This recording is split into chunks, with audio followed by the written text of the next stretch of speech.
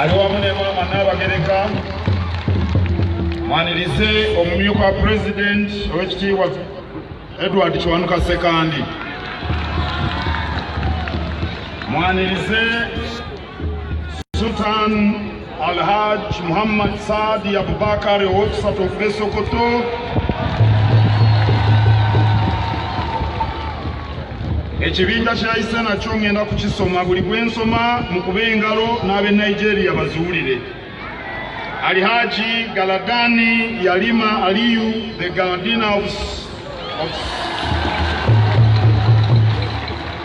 His Highness Alhaj Chari Umar El Kanen, the Sheikh of Bama. His Highness Alhaj Samaila Muhammad Mera, the Emir of Ngugu. His Highness Alhaj Sulaiman Abubakar Umar Maibade. His Highness Alhaj Fam Luka Panya Baba Eskeru.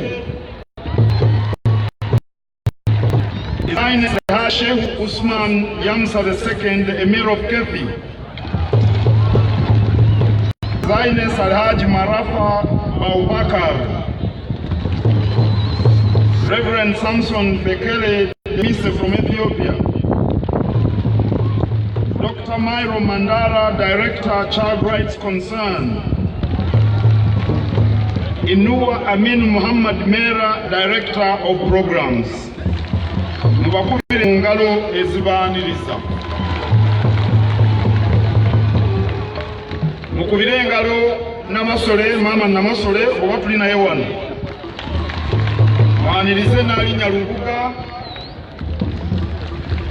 Mwanirize Bakatikkiro abawummula owekitiibwa Mulwanya Mulise Mwogere n'owekitiibwa John Baptist Walusiivu.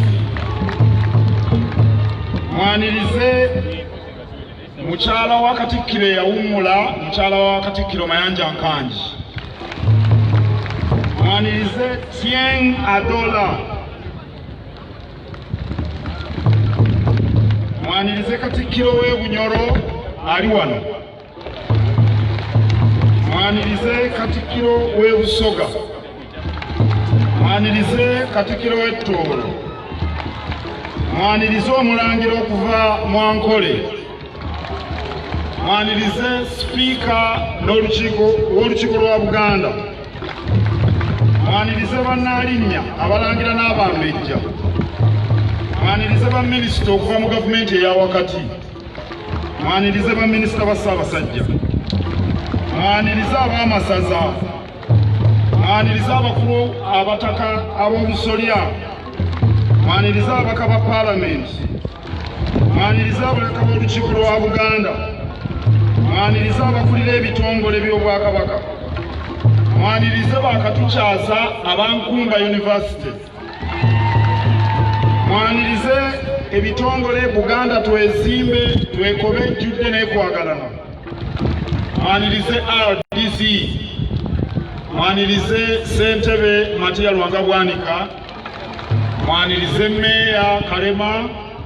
Nammwe mweyanirize n'engalo ez'omwanguka.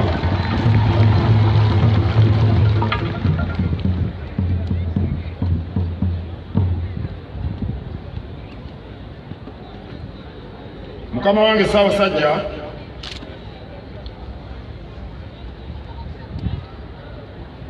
nga tukuza amatikkira nga tugajjukira, tuba n'ekikopo ekiwakanirwa. Ku mulundi guno singa ekikopo eyakyetisse yawangudde Busiro mu kusimulagana penalty. Kansabe minisita ow'ebyemizannyo owekitiibwa Henry Ssekabembe Kiberu ekikopo okitwale mu maaso ga Ssaabasajja Kabaka akikwase mu gwenda tambula ng'oyolekera Namulondo nga bakuwengamu engalo.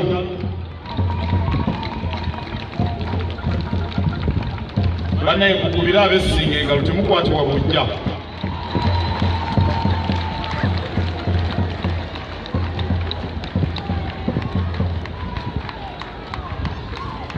Katikkiro wa Buganda agenda mu maaso n'okwogerako eri amatikkira gano ag'omulundi Minisita ekikopo kitwalire mu maaso ga Ssaabasajja owerekerwe mu kwenda yekka yaba akugoberera abalala basigale.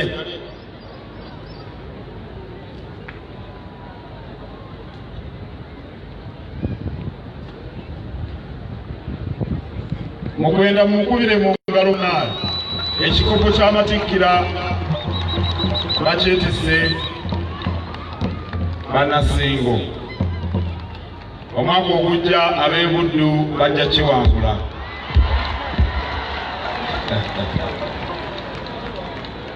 basoose n'okugaba ekikopo ky'amasaza ga Buganda era nga kyawangulwa Singo. Ssaabasajja Kabaka amaze kukikwasa mu kwenda. Ba Ssaabasajja Kabaka abali wano bembanjulidde Katikkiro w'e Bunyoro yazze n'obubaka bwa Lukirabasajja.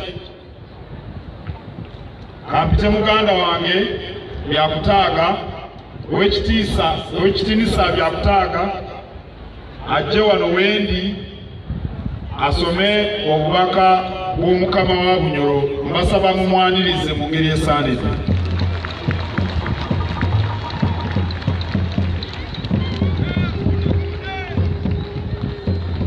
Mwebala bakubye engalo ez'omuyiika, mwebala abankerettanyi, mwebale nnyo, mukoze bulungi.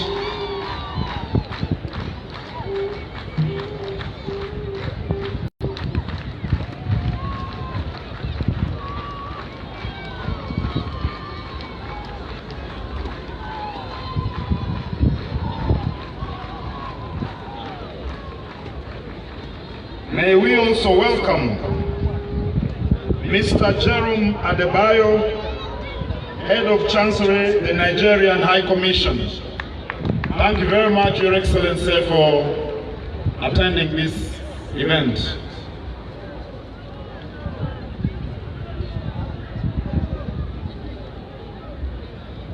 Thank you very much. Your Royal Highness, before I go on, I would like to introduce my delegation, which I came with from Bunyoro Kingdom. Right here, I have Mr. Apollo Wamparo, the second Deputy Prime Minister in charge of tourism. He's a Muvito and the grandson of Kapalaga. I have Mr. Philip Katahoile, Honorable, who is the Minister of External Relations. With us, we have Dr. Florence Asimwe, who is a PhD holder and is the Minister of Natural Resources. Minister of Social Affairs, sorry.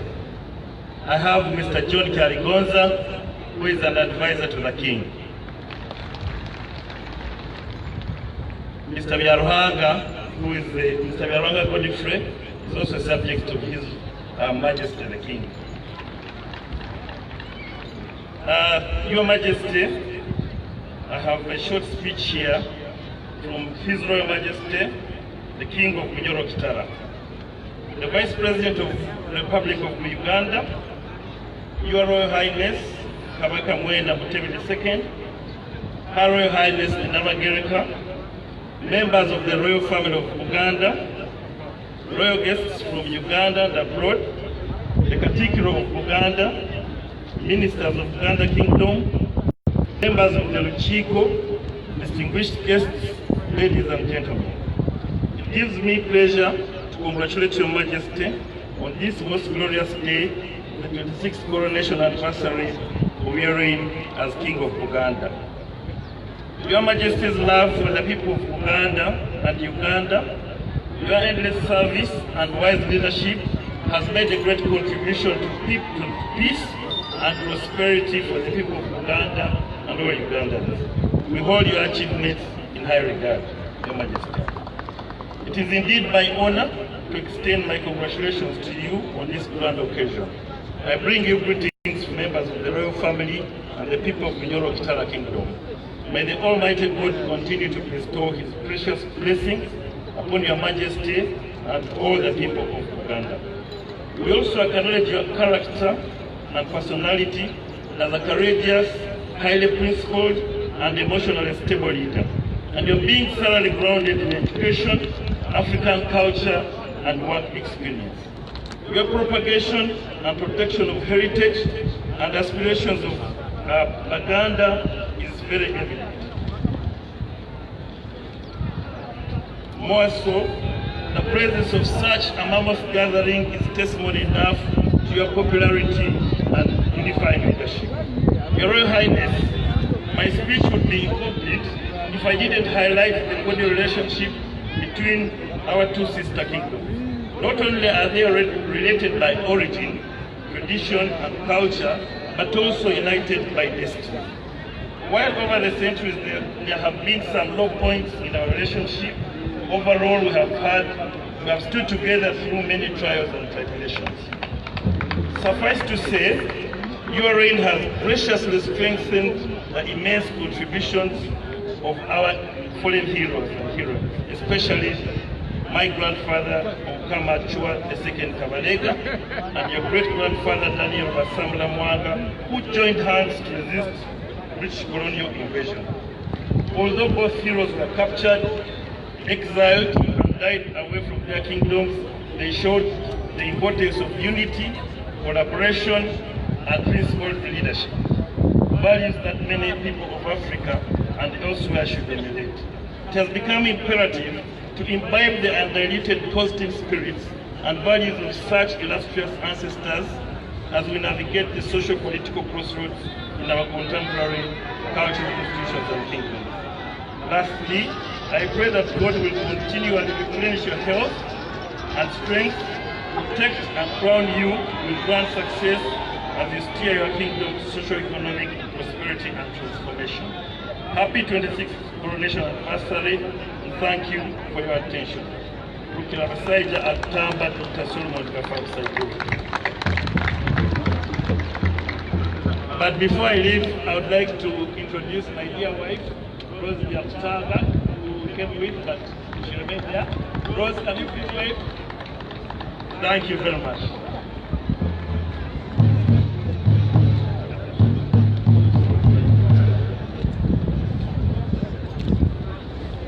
Kambasabe mukubire Katikkiro we Bunyoro engalo olw'okutuusa obubaka bwa Rukira Basaija.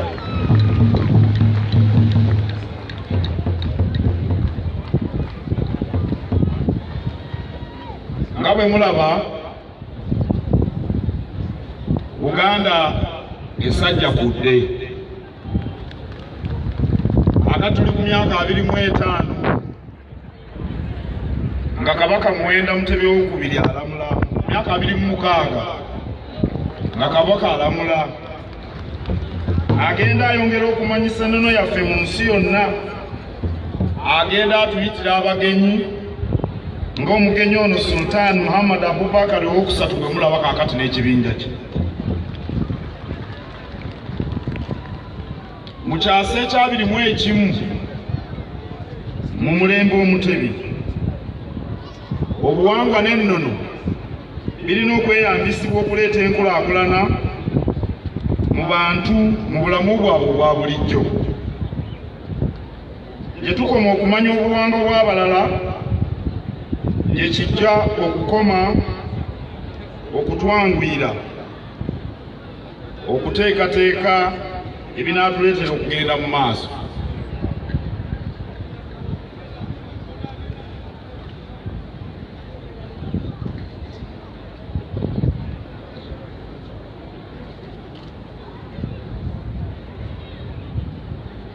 Ssaabasajja Kabaka abadde alamusa ku muhiikirwa ne baminisita b'Omukama ke kasiriikirira ako ke muwulira, tewali munywa gulwana.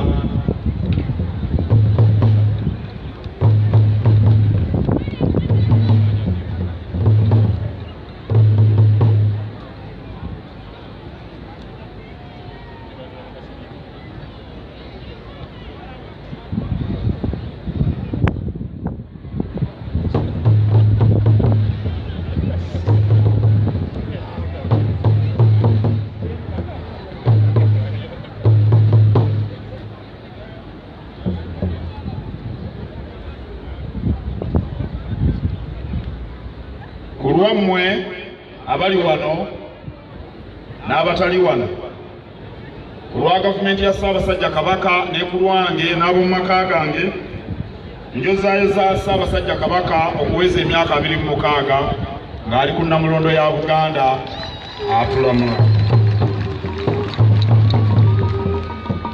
Omuyimbi Eri Wamala yayimba nti tewali yali amanyi okujjako Mukama Katonda.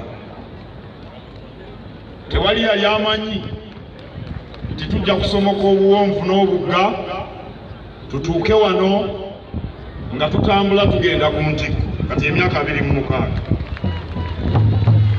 Awo nno neebaza Obuganda bulijjo okubeeranga okumpi ne Kabaka wammwe.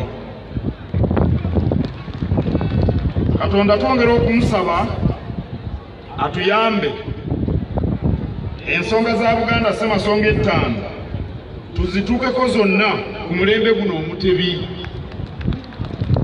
okunyweza, okukuuma n'okutaasa Nnamulondo,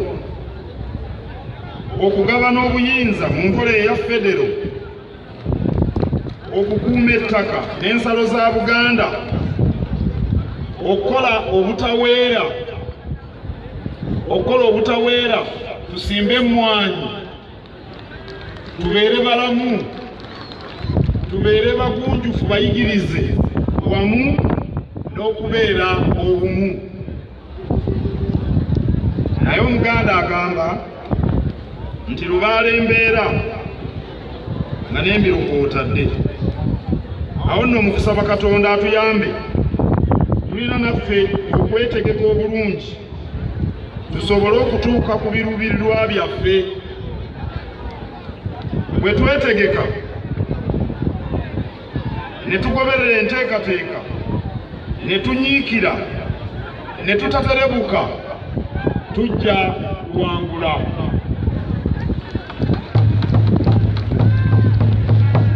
Mukama wange Ssaabasajja siima neebaze abateesiteesi abakulembeddwamu Oweekitiibwa Christopher Bwanika, abadde kyajja afuuke Ssaabawolereza wa Buganda, atuukidde ku mirimo. Ssebo weebale nnyo, weebalire ddala n'olukiiko lwonna lw'okoze nabo. Mukama wange kkiriza neebaze Ssebwana n'abaami ba Kabaka bonna mu Busiro kubanga baakoze nabo.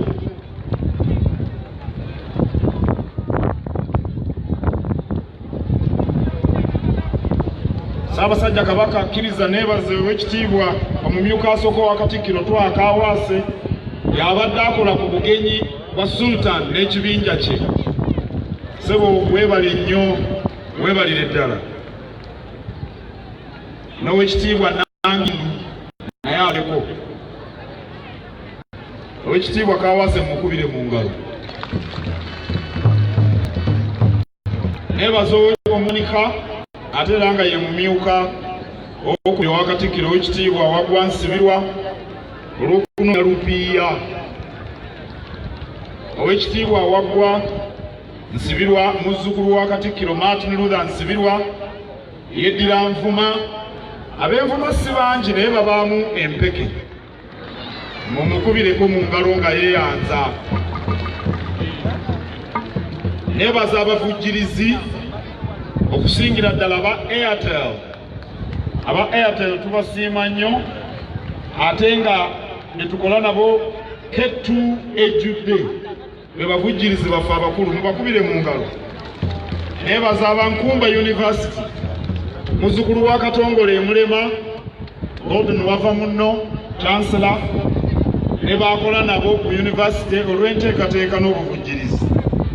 Neebaza bannabusiro mwenna nammwe mwenna abazze okulamusa ku Mutanda Ssaabasajja Kabaka kitaffe ng'ajaguza emyaka 26 ku Nnamulondo ya Buganda. Mwebale nnyo, mwebale ddala, temujjanga okwo.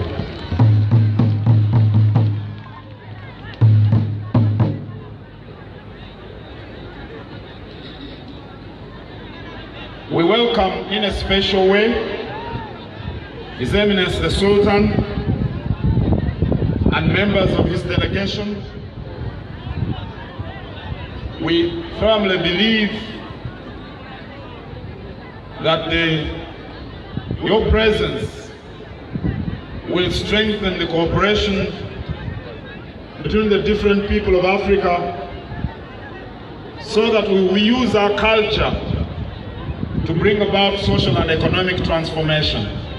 Thank you very much, Your Eminence, for your attendance of this celebration and with members of your delegation.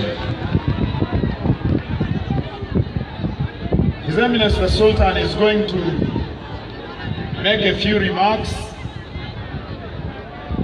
It's a special privilege and honor for me to invite the Sultan of Sokoto, His Eminence Muhammad Abubakar III, to say a few words to the people assembled here. Your Eminence.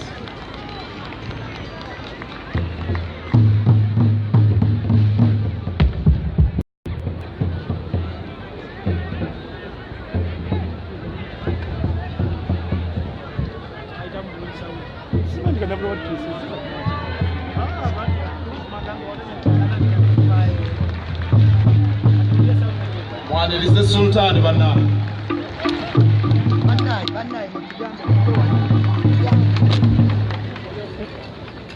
أعوذ بالله من الشيطان الرجيم بسم الله الرحمن الرحيم وصلى الله على النبي الكريم. My most distinguished brother and friend, Saja Kabaka,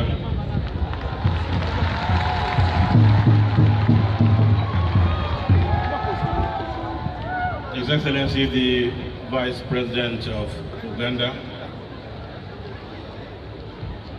our most distinguished brothers and sisters of this great kingdom of Uganda and other citizens of Uganda. Assalamu alaikum wa rahmatullahi wa barakatuh.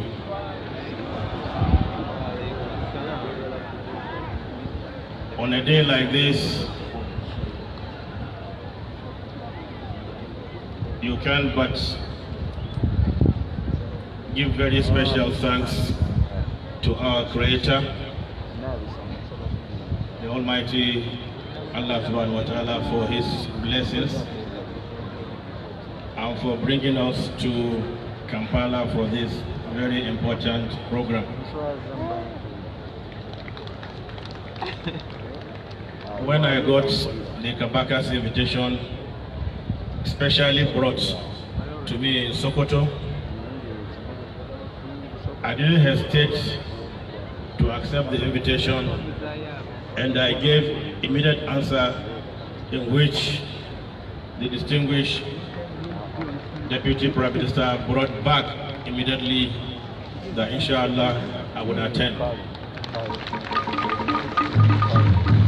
So we give thanks to Almighty for making it possible for us to be here today. And I want to thank everybody for receiving us and making us feel at home in this great country.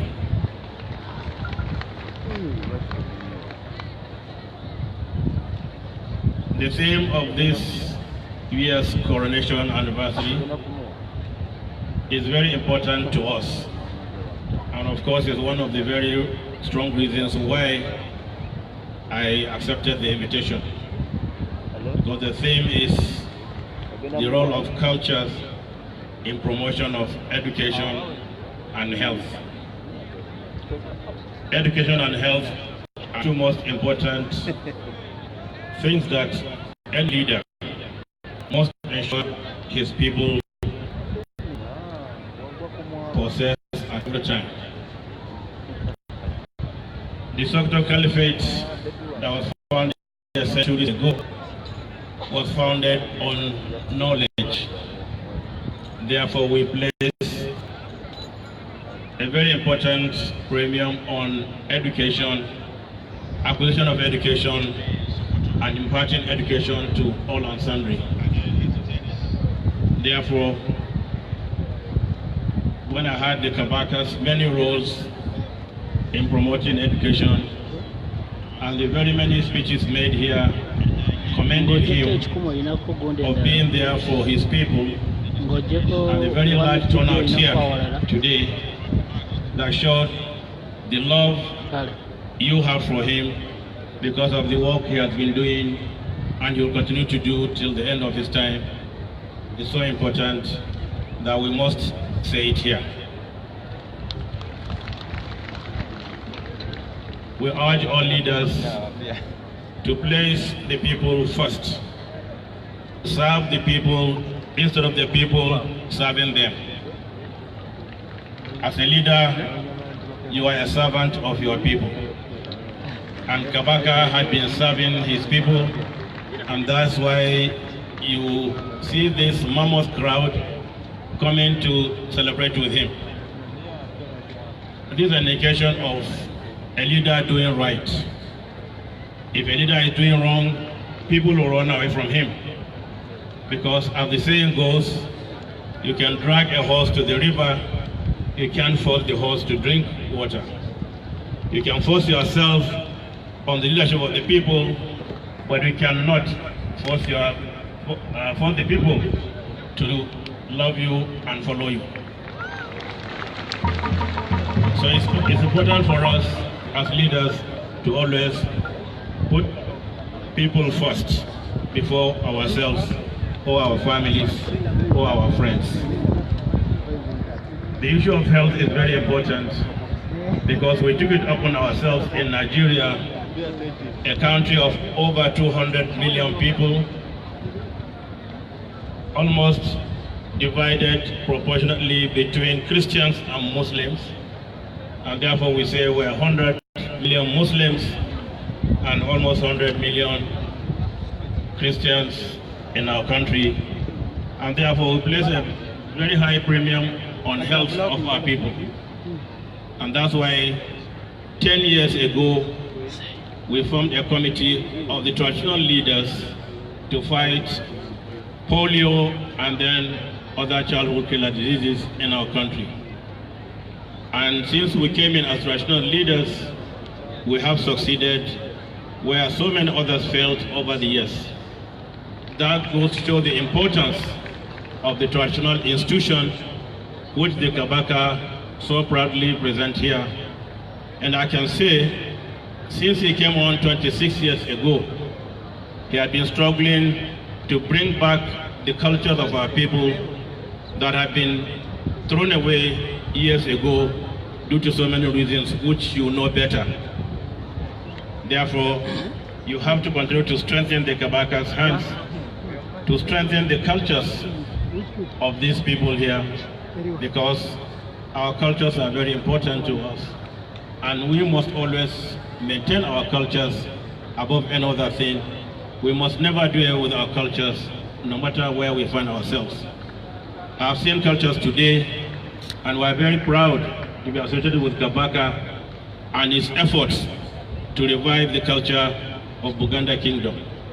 We are with you. We continue to strengthen you as your friends, as your brothers. Always reach out to us because we know the role you played. Sometimes earlier this year, when we had a conference of African countries trying to keep girls in school, and you are represented in Nigeria by our able minister, and we believe very soon, I say very soon, you will personally come to Nigeria as our guest, or rather as a brother visiting us.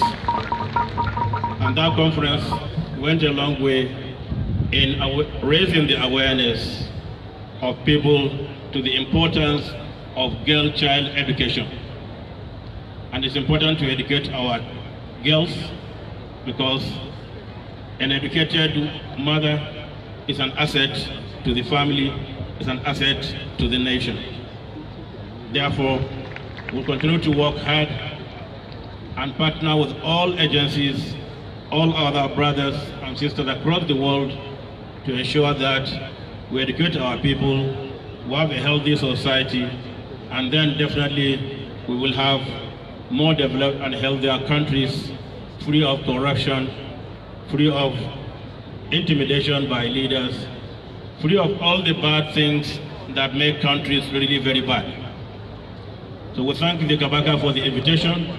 We thank all of you here who have been out here, and we thank Almighty Allah for giving us a good weather for us to finish this program. And we thank him for taking us back to our various destinations at the end of this program. And we pray to him to take us back to our various countries since we came in here 2 days back. I have a very strong delegation that had been meeting with other stakeholders in Uganda, and you have been introduced to them by my brother there. And I think it's important for us to continue to acknowledge the roles we can continue to play as traditional leaders, the roles we must play as traditional leaders and fathers of the people, the roles we must play as religious leaders, because we are not just traditional leaders, we are also religious leaders. Because I doubled as the chairman of the Nigeria's National Council of Traditional Rulers, and I also doubled as the leader of the 100 million Nigerian Muslims.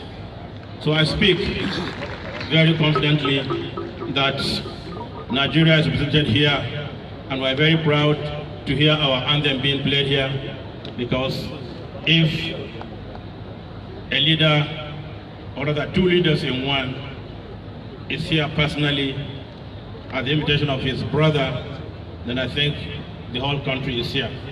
So we extend our love, the love of Nigerians, all of them, to the Kabaka, and pray that we will one day come back to celebrate 50 years at the Kabaka of Uganda, inshallah.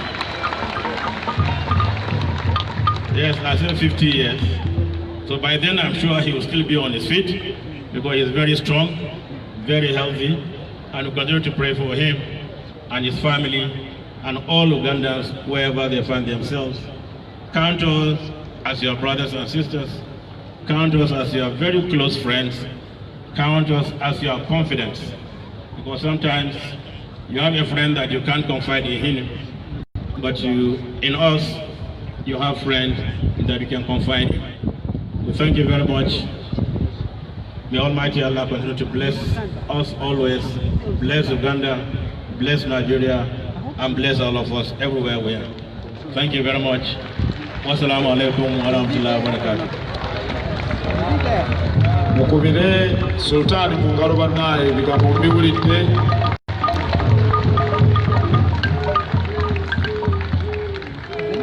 Atendereza nnyo Ssaabasajja Kabaka olw'akaweefube mu by'obulamu n'ebyenjigiriza. N'amutendereza olw'okuzimba n'okukumaakuma abantu be aba Buganda. Era agambye nti abantu abangi abali wano kabonero akalaga nti abantu basiima Kabaka byakola. Kubanga omukulembeze atakola abantu be baagala, abantu tebajja gy'ali. Era n'agamba nti okwagala.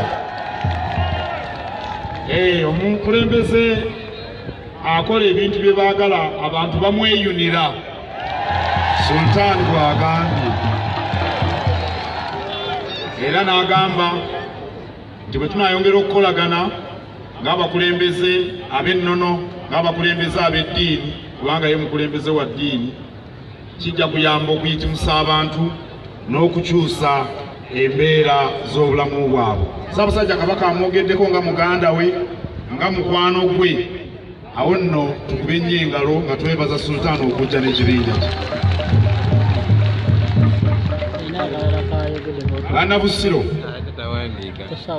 Bannabusiro, Ssaabasajja Kabaka asiimye okubalamusaako.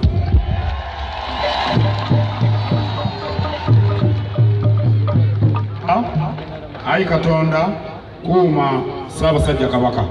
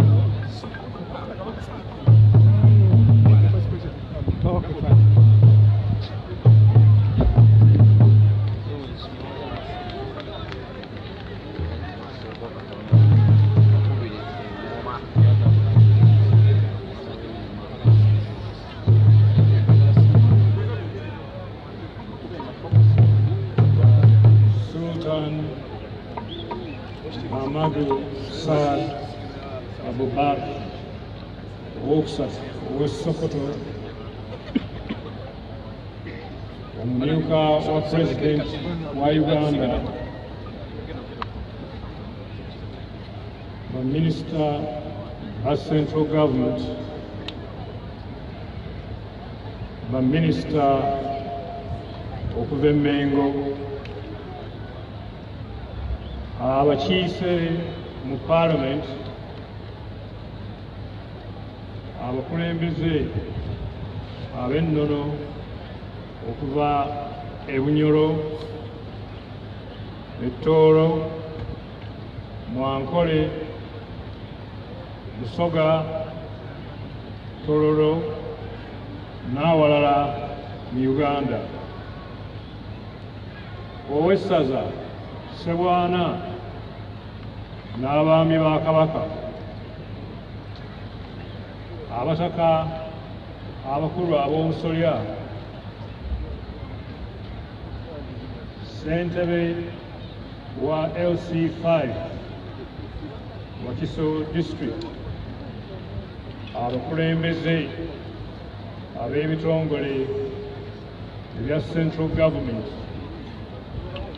bakadde baffe bannaddiini era abagenyi baffe mwenna, nina anyu lingi nnyo okwaniriza omugenyi waffe omukulu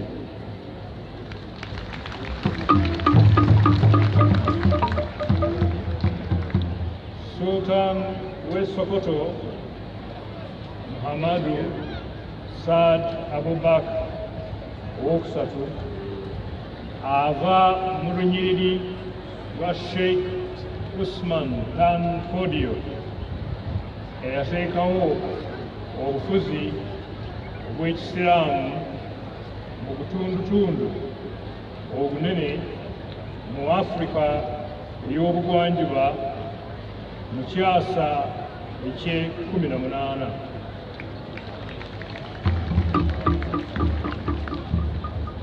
Era nga ye kaakati ye mufuzi owa 20 owa Sokoto. Mu byeddiini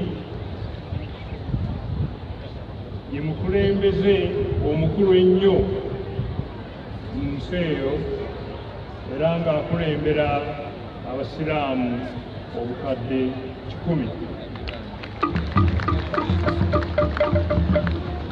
Tukwaniriza nnyo Sultan.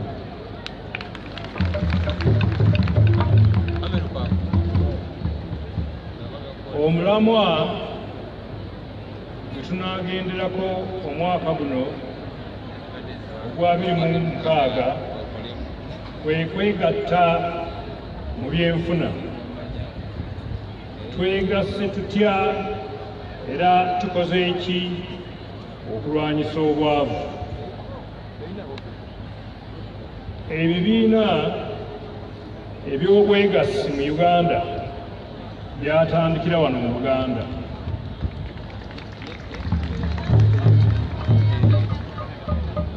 Byatandikira mu ssaza ly'e Ssingo mu mwaka 1913. Abaganda baali bakimanyi bulungi nti agali awamu geegaluma ennyama, era baakiraba singa beegatta baali basobola ddala bulungi okukuŋŋaanya ensimbi ezimala okusunsula ebirime bye baali balimye, naddala ppamba n'emmwanyi, era n'okubitunda ng'abagwira nabo bwe baali batandise okukola. Kyatwala emyaka 33 ng'abafuzi b'amatwale tebannatongoza bibiina ebyabeegassi, kubanga abagwira baatya okuvuganya ne bannannyinimu. abagwira obugagga babuggya mu ppamba n'emmwanyi ne bafuna amagoba mangi nnyo. Gavumenti enkuumi, protectorate government, yasobola okubeerawo, yasobola okweyimirizaawo ku nsimbi ezaavanga mu ppamba n'emmwanyi. Mu mwaka 1946 nga ekibiina ekikkiririza mu bibiina ebyabeegasi kya Labour government nga kiyingidde mu buyinza e Bungereza kyo kyakkiriza okutongoza ebibiina ebyabeegasi mu Uganda n'awalala wonna. Era tetusaanye kwerabira abasajja enkwatangabo Wamala, Kivu ne Musaazi abaakola obutaweera okukunga abantu ebule n'ebweya okwegatta.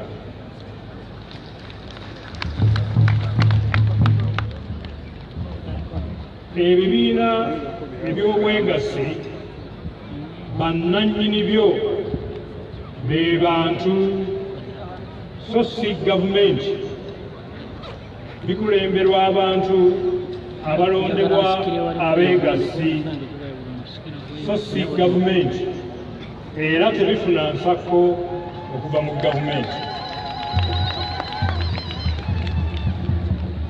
Wano mu Buganda twalina ebibiina ebyabeegassi eby'amaanyi ddala nga Bwavu Mpologoma e Buddu, Wamala e Ssingo, West Mengo ne East Mengo ne bannaffe e Busoga, e Bugisu n'awalala. Ebibiina bino byakozesanga abantu bangi nnyo era mu 1964 byatandikawo ne banka eyabyo, Uganda Cooperative Bank. Weewaawo entalo ezaali mu Uganda zaakosa nnyo ebibiina bino era ne bifiirwa ebintu bingi. Ebibiina ebyaliwo era nga by'amaanyi twagala biddewo.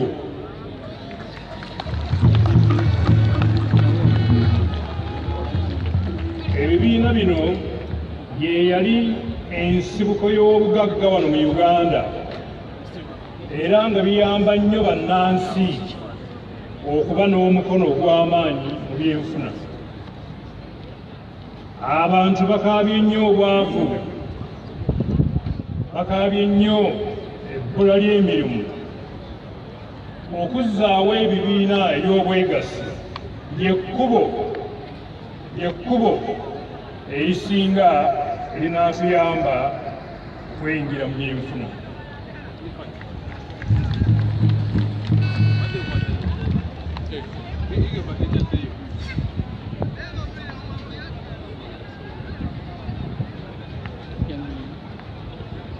Emmwanyi ne ppamba bikwatiridde Uganda okumala ebbanga ddene era nga bikyatukwatiridde. N'olwekyo nkubira abantu baffe bonna omulanga buli omu waali okwongera okusimba emmwanyi.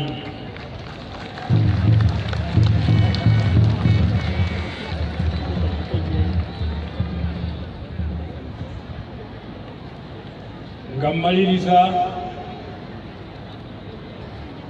njagala okwebaza abantu bonna ababadde mu nteekateeka ez'omukolo guno.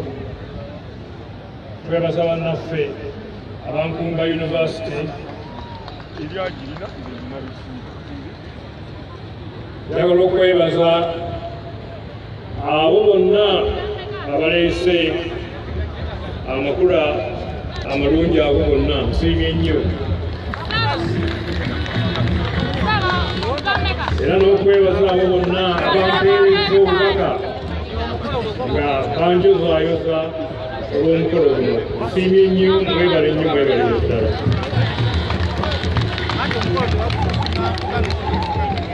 Kwebaza abo bonna ababadde wano ku mukolo guno abazze okwaniriza omugenyi waffe omukulu. Mwebale nnyo, mwebalire ddala.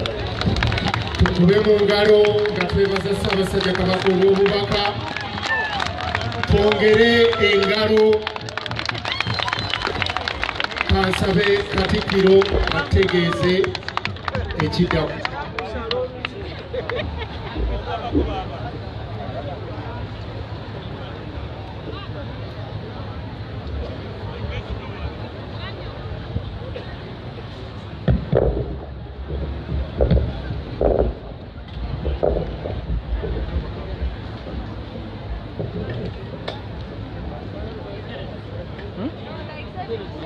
Ssaabasajja Kabaka welcomed his special guests and members of his delegation, and he highlighted the importance of fighting poverty through cooperatives. His Majesty gave a background of coffee and cotton production in Uganda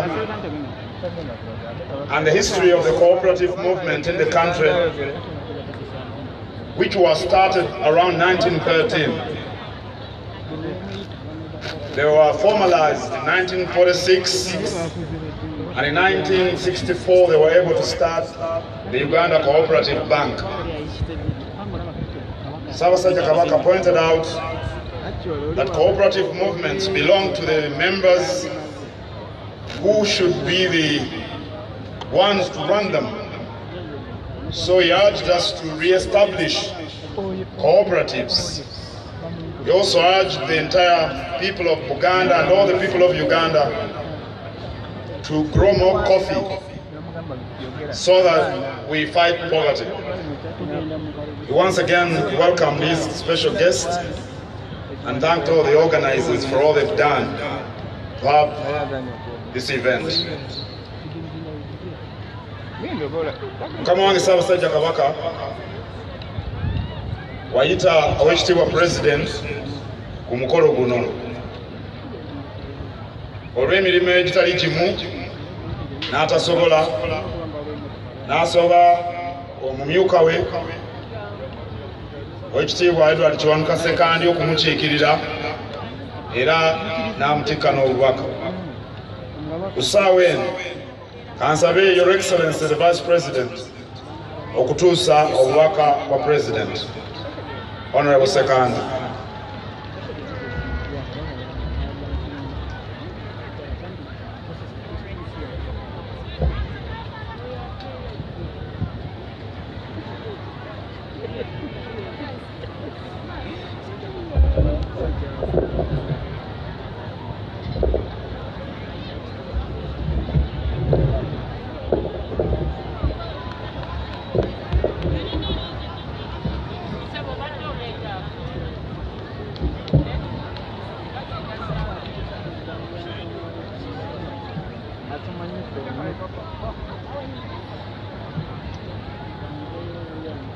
Your Royal Highness, the Kabaka of Uganda, ordered Mwenda David II,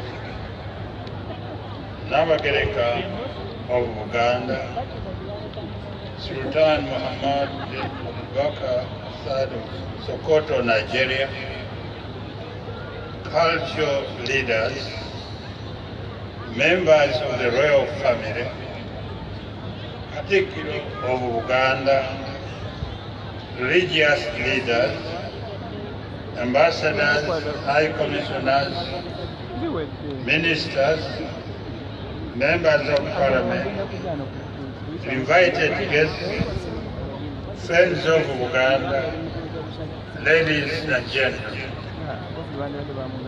On behalf of the government of the Republic of Uganda and the entire nation, I wish to congratulate Your Royal Highness the Kabaka of Uganda, Ronald Mwenda Mutebi II, upon the 26th coronation anniversary. Thank you for the invitation you accorded me to preside over this momentous occasion. I would like to extend my sincere gratitude and appreciation to the Katikkiro of Uganda, Mr. Charles Peter Maiga, and the organizing committee of today's function for the job well done. Whenever I come here for such an occasion, I'm always filled with joy when I see people happy, celebrating the achievements and in support of their cultural leader. The cultural institutions and treasures. This has always been our agenda and distinguished value of the NRM government, fighting and advocating for freedom and independence of the African people, that they may be free to make their decisions and pursue their interests. The national resistance movement has no difficulty in supporting cultural revival. Your Highness, you remember when I met you in London in 1981 at the late Professor Ray's house, I told you that the traditional institutions in Uganda would be